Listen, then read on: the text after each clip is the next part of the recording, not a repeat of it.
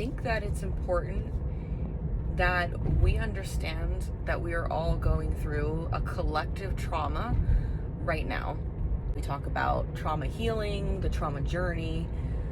We talk about a process of basically going back to the trauma, figuring out what we were thinking at the time about ourselves, and really empowering ourselves to see things differently, have a different perspective about ourselves, right? Not the situation, because sometimes that doesn't change.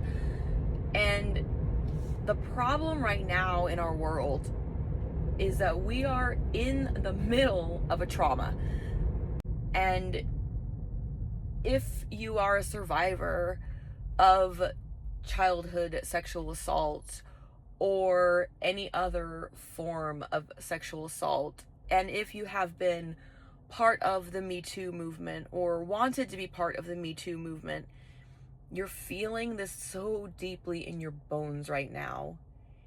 We can't get away from the reality of what's happening with the world right now and the news and the stuff around the sex trafficking rings, the powerful men being exposed, and nothing being done.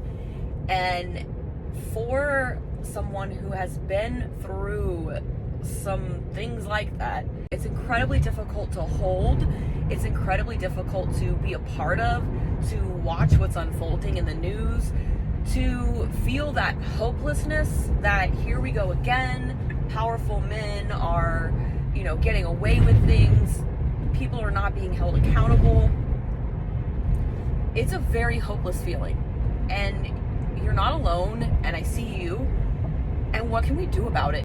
It's just not enough to say that we're all being victimized right now, because that doesn't solve anything.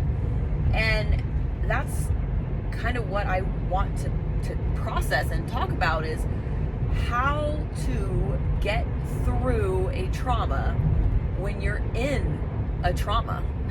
When you're in it, what do you do? And I know we talk about dissociation a lot in therapy, and what that means is you're kind of letting your mind leave your body because you can't stay present in a terrible situation. And when we talk about healing trauma, we try to help people not dissociate. We try to help people stay present, because their mind wants to go when it feels the pain, much like it went when they were a child or when the victimization was happening. Dissociation and denial, they are parts of healing, and sometimes people don't stop to think about that, and sometimes people don't realize that, because that's the process you're going through when you're in the trauma. And right now, if you are feeling traumatized and victimized by what we're hearing in the news again, by those negative thoughts that our stories don't matter, that we are just going to be exposed, we can't be protected. There's so many negative thoughts right now that could be flooding you with everything in the news. And I want to give you permission to cope by healthy dissociation. And I want to give you permission to set boundaries that make sense to you. You do not have to be watching the news. You do not have to be staying up on the news. You do not have to be posting on social media in support of anyone. Right now, you need to take care of you. That's it. Take care of yourself, because there's so much going on right now. And we need stable, emotionally regulated people. Do what you need to do to be able to handle what is happening in whatever news cycle that you're in, or whatever trauma that you're facing, because there's more than what I just mentioned. There's so many different things happening in the news right now that are traumatizing to so many people, with what's going on in the world in many different areas, not just the Epstein files, not just that story. And there's other things going on that maybe are just in your life, that you are in a situation that you just cannot get out of right now, and you have to learn some healthy coping tools, some healthy dissociation coping tools.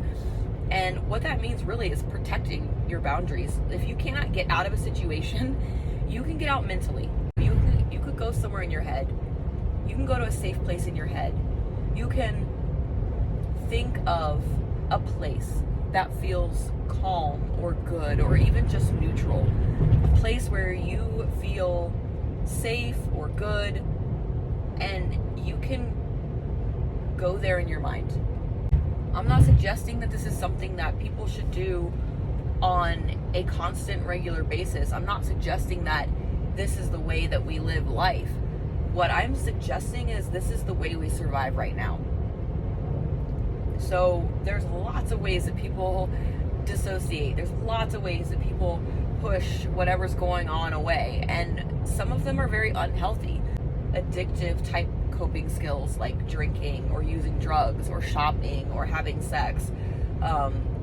Some of them can become really unhealthy coping tools. And what I'm challenging you to do is to think about what could be a healthy coping tool for you. What could be a healthy way for you to dissociate from the news, for you to kind of stay safe in your bubble. How can you create that for yourself? I know that there's a pressure for a lot of people to post on social media, to declare their support for one person or another, or one belief system or another. And I want to give you permission to let other people who have more capacity carry that right now. You do not need to carry that. That's not for you. If you're at capacity, if you're hurting, if what's going on in the news is bringing up more grief and more trauma and more pain for you, can we just be grateful for the people who have the capacity to share, to post, to fight, and let them fight for you right now? Because you need a break.